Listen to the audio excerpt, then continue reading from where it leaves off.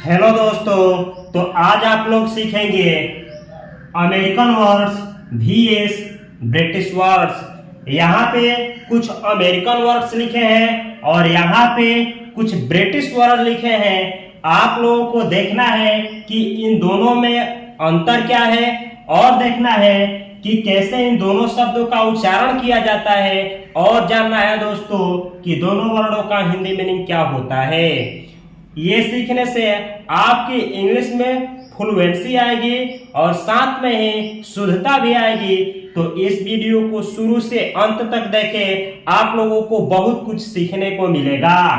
पहला word meaning है colour, COLOR, colour. Colour का हिंदी मीनिंग होता है रंग। अमेरिकन वर्ड्स में इसको कम कलर लिखा जाता है, यानी ये जो वर्ड लिखा है दोस्तों, इसका प्रयोग अमेरिका में रिटन और स्पोकन में किया जाता है और इसी शब्द को ब्रिटेन यानी जो ब्रिटिश इंग्लिश है उसमें कलर लिखा जाता है। यहाँ ओ के बाद यू लिखा जाता है।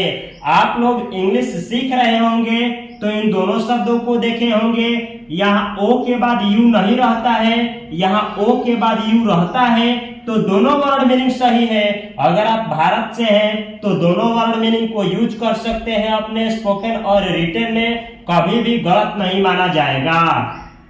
दोनों शब्दों को पढ़ा जाता है कलर। कलर कलर का हिंदी मीनिंग होता है रंग। इधर जो लिखे हैं यह अमेरिका के इंग्लिश में यानी अमेरिका में स्पोकन और रिटन में यूज किया जाता है, और ये वाला भारत में जिस इंग्लिश का यूज किया जाता है वह ब्रिटिश वर्ड्स है। तो ब्रिटिश वर्ड्स का प्रयोग भारत में किया जाता है, तो भारत में इस शब्द का यूज होता है। आप चाहे भारत से हैं तो इस शब्द का चाहे इस शब्द का यूज करिए, दोनों वर्ड सही है। अगला वर्ड मीनिंग है फेवर। Favour FAVOUR। फेवर का मतलब होता है पक्ष, यानी आप किसी के सपोर्ट में हैं या फेवर में हैं तो उसी को फेवर बोला जाता है। ओ के बाद यू लिखेंगे आप तो ये भी वर्ड मीनिंग सही है। इस शब्द का यूज इंग्लिश जो भारत का इंग्लिश डिक्शनरी है उसमें यूज किया जाता है। फेवर का मतलब हिंदी मीनिंग होता है पक्ष। इसको भी आप फेवर पढ़ेंगे और इसको भी आप फेवर पढ़ेंगे। दोनों का उच्चारण सेम होगा और दोनों का हिंदी मीनिंग होता है पक्ष, यानी किसी आदमी के पक्ष में होना, सपोर्ट में होना। अगला वर्ड मीनिंग है सेंटर। CENTER। सेंटर का हिंदी मीनिंग होता है केंद्र, और यहाँ पे भी लिखा गया है सेंटर। इन दोनों वर्डों में अंतर है, यहाँ पे आर के बाद आर के पहले ई है और यहाँ पे आर के बाद में ई है। दोनों वर्ड मीनिंग सही है। इस शब्द का उपयोग अमेरिका में और इस शब्द का उपयोग भारत में किया जाता है। दोनों शब्दों को आप सेंटर पढ़ेंगे और दोनों का हिंदी मीनिंग होता है केंद्र। अगला वर्ड मीनिंग है थिएटर। Theatre THEATRE। थिएटर का हिंदी मीनिंग होता है रंगमंच। ये अमेरिका वाला वर्ड मीनिंग है, भारत में इसको ऐसे लिखा जाता है थिएटर। दोनों शब्दों में अंतर है, यहाँ पे आर के बाद ई है, यहाँ पे यहाँ पे आर के पहले ई होगा, यहाँ पे आर के पहले ई होगा और यहाँ पे आर के बाद ई आएगा। अगला वर्ड मीनिंग है रियलाइज। REALIZE। रियलाइज का हिंदी मीनिंग होता है महसूस करना। रियलाइज यानी किसी चीज को फील करना, महसूस करना। इस जेड के जगह पे एस लिखेंगे तो यह बन जाता है ब्रिटिश वर्ड मीनिंग। दोनों शब्दों को आप पढ़ेंगे रियलाइज और दोनों का हिंदी मीनिंग होता है महसूस करना। अगला वर्ड मीनिंग है ऑर्गेनाइज। ORGANIZE। ऑर्गेनाइज का हिंदी मीनिंग होता है संगठित करना। इसका हिंदी मीनिंग होता है संगठित करना, यानी कोई चीज बिखर गया है उसको आप सजाते हैं तो उसको भी ऑर्गेनाइज बोला जाता है। ऑर्गेनाइज यानी संगठित करना। यहाँ जेड के जगह पे एस डालेंगे तो यह भी वर्ड मीनिंग सही है। इसका उपयोग भारत और ब्रिटेन में किया जाता है। इस दोनों शब्द को ऑर्गेनाइज बोलेंगे और दोनों का हिंदी मीनिंग होता है संगठित करना। ये जो दोनों वर्ड मीनिंग है आप इंटरचेंज करके यूज कर सकते हैं, यानी कहने का मतलब है इसके जगह पे ये या इसके जगह पे इस शब्द का प्रयोग करिए, कभी भी गलत नहीं माना जाएगा। अगला वर्ड मीनिंग है डिफेंस, DEFENSE। डिफेंस का मतलब होता है रक्षा। इसी को भारत में लिखा जाता है डिफेंस, इस एस के जगह पे सी लिखा जाता है। इसको भी डिफेंस, इसको भी डिफेंस, दोनों को डिफेंस पढ़ा जाता है और दोनों का हिंदी मीनिंग होता है रक्षा। अगला वर्ड मीनिंग है ट्रेवलर, ट्रेवलर TRAVELER। ट्रेवलर का हिंदी मीनिंग होता है यात्री, यानी वह आदमी जो कहीं ट्रेवल करता है उसको ट्रेवलर बोला जाता है। इसमें और इस वर्ड मीनिंग में एक अंतर है, इसमें सिंगल एल है और यहाँ पे डबल एल लिखा गया है। दोनों शब्दों का प्रोनाउंसिएशन ट्रेवलर ही होगा और दोनों का हिंदी मीनिंग सेम होगा, यात्री, यानी कहीं यात्रा करने वाला आदमी। अगला वर्ड मीनिंग है ज्वेलरी, JEWELRY, ज्वेलरी।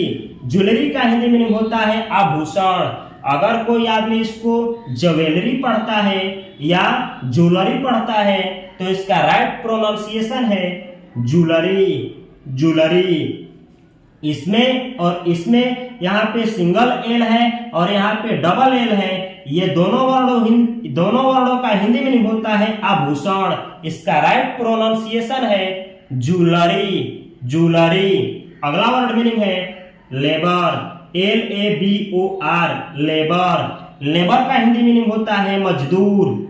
इसी को भारत में लिखा जाता है ऐसे लेबर। इस ओ के बाद यू लगाएंगे आप तो यह बन जाता है ब्रिटिश वर्ड मीनिंग, यानी कोई भी वर्ड मीनिंग कि इंग्लिश के बाद अगर ओ के बाद यू लगता है तो वह ब्रिटिश वर्ड का मीनिंग है, यानी भारत में किए जाने वाला जो इंग्लिश है उसका शब्दकोश है।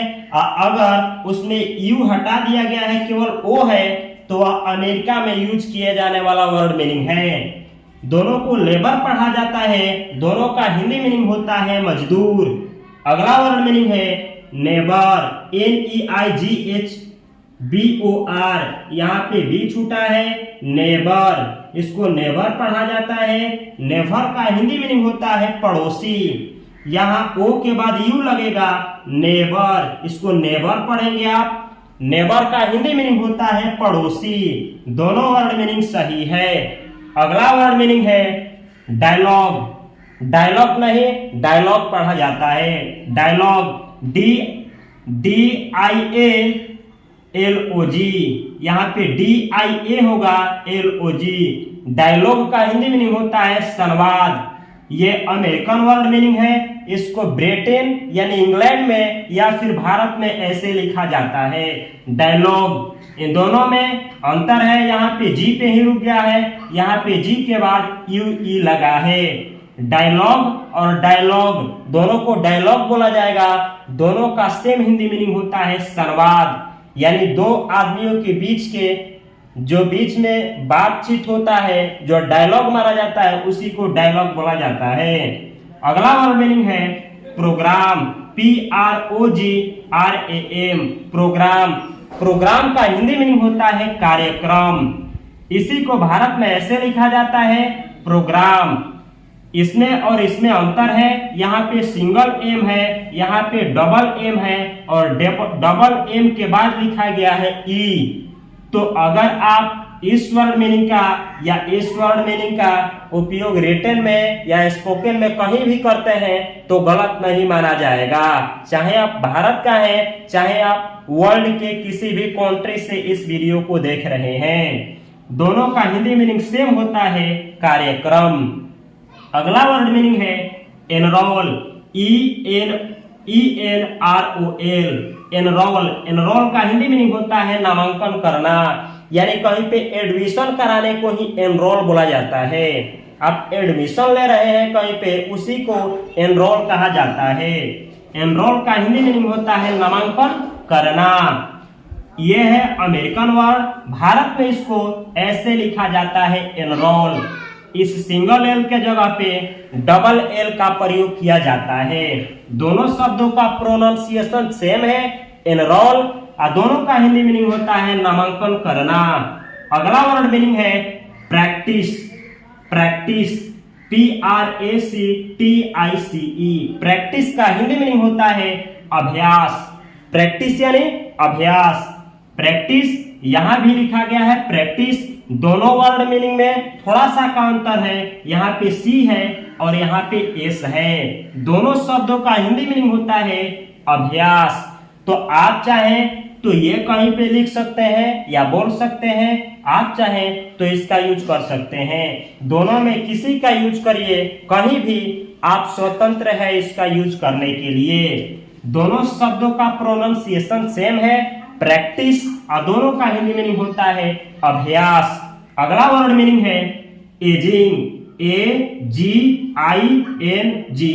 एजिंग का हिंदी मीनिंग होता है बुढ़ापा। एजिंग का मतलब होता है बुढ़ापा। भारत में इसको अमेरिका में ऐसे लिखा जाता है। इसी शब्द को भारत में या फिर इंग्लैंड जो ब्रिटेन के नाम से भी जाना जाता है वहां पे एजिंग लिखा जाता है। यहाँ जी के बाद ई लगता है भारत में। इसको भी आप पढ़ेंगे एजिंग, इसको भी पढ़ेंगे एजिंग। दोनों शब्दों का हिंदी मीनिंग होता है बुढ़ापा। अगला वर्ड मीनिंग है कोजी, COZY। कोजी का हिंदी मीनिंग होता है आरामदायक। कोई ऐसा चीज जो आपको कंफर्ट दे, आराम दे, उसको कोजी बोला जाता है। कोजी यानी आरामदायक। इसको भारत में ऐसे लिखा जाता है कोजी। इस जेड के जगह पे एस लिखा जाता है। दोनों शब्दों का हिंदी मीनिंग होता है आरामदायक। और इंग्लिश में थोड़ा सा का अंतर है, यहाँ पे जेड है और यहाँ पे एस है। आप इसके जगह पे इसका और इसके जगह पे इसका प्रयोग कर सकते हैं। अगला वर्ड मीनिंग है मैथ, MATH। मैथ का हिंदी मीनिंग होता है गणित, और इसी को भारत में ऐसे लिखा जाता है मैथ्स, MATHS। केवल इसमें एस लग जाता है भारत में। तो अगर कोई व्यक्ति गणित को ऐसे मैथ लिखता है या फिर मैथ्स लिखता है तो दोनों वर्ड मीनिंग सही है। आप दोनों में कभी भी कहीं भी यूज कर सकते हैं। अगला वर्ड मीनिंग है ऑनर, HONOR। इसको पढ़ा जाता है ऑनर। ऑनर, ऑनर का हिंदी मीनिंग होता है सम्मान। सम्मान वो कोई खाने वाला चीज नहीं। सम्मान का मतलब वो सम्मान जो किसी आदमी को दिया जाता है, यानी रेस्पेक्ट, इज्जत। वो रेस्पेक्ट और इज्जत को ही बोला जाता है सम्मान। ऑनर यानी सम्मान। जैसे किसी को भारत रत्न से सम्मानित किया जाता है, वो ऐसा सम्मान को ऑनर कहा जाता है। ऑनर, इस ओ के जगह पे आप यू लिख देते हैं तो यही word meaning British word meaning बन जाता है, जिसका यूज भारत में किया जाता है। ब्रिटिश वर्ड मीनिंग का यूज भारत के स्पोकन इंग्लिश में या रिटन इंग्लिश में किया जाता है। ऑनर, ऑनर, दोनों को आप सेम प्रोनाउंसिएशन करेंगे और दोनों का हिंदी मीनिंग होता है समान। अगला वर्ड मीनिंग है लीटर, LITER। लीटर का हिंदी मीनिंग होता है लीटर। भारत में इसी को ऐसे लिखा जाता है लीटर। यहाँ पे आर के पहले ई है और वहां पे आर के बाद ई है। दोनों शब्दों का प्रोनाउंसिएशन सेम होगा लीटर, और दोनों को हिंदी में ऐसे लिखा जाएगा लीटर। आप एक दूसरे शब्द को इंटरचेंज करके कहीं भी लिख सकते हैं। अगला वर्ड मीनिंग है अपोलोजाइज। अपोलोजाइज, इसको अपोलोजाइज पढ़ा जाता है, APOLOGIZE। अपोलोजाइज। अपोलोजाइज का हिंदी मीनिंग होता है माफी मांगना। यानी आपसे बड़ी भूल हो गई है या आप कोई बड़ा सा गलती कर दिए हैं और आप उससे माफी मांग रहे हैं, तो इस शब्द का प्रयोग किया जाता है अपोलोजाइज। अपोलोजाइज का हिंदी मीनिंग होता है माफी मांगना। इस जेड के जगह पे आप एस लिखेंगे तो इसको भी वही शब्द पढ़ा जाएगा अपोलोजाइज। दोनों का हिंदी मीनिंग सेम होता है माफी मांगना। तो ये रहा आज की वीडियो। इससे पहले भी एक American words VS British words का वीडियो बना चुके हैं। उसमें 25 वर्ब जिसका यूज भारत में और अमेरिका में जम करके किया जाता है, वैसे वर्ड मीनिंग में दोनों का अंतर बतलाया हूं मैं, दोनों को कैसे लिखा जाता है ये बतलाया हूं। तो इस वीडियो को देखने के बाद इस चैनल के प्लेलिस्ट में जाकर के उस वीडियो को ढूंढ करके अवश्य देखें और ऐसे ही अपनी इंग्लिश के जर्नी में आगे बढ़ने के लिए इस चैनल को सब्सक्राइब करें। मैं मिलता हूं अगली वीडियो में, तब तक के लिए आप सभी को बहुत सारा प्यार। Thanks for watching.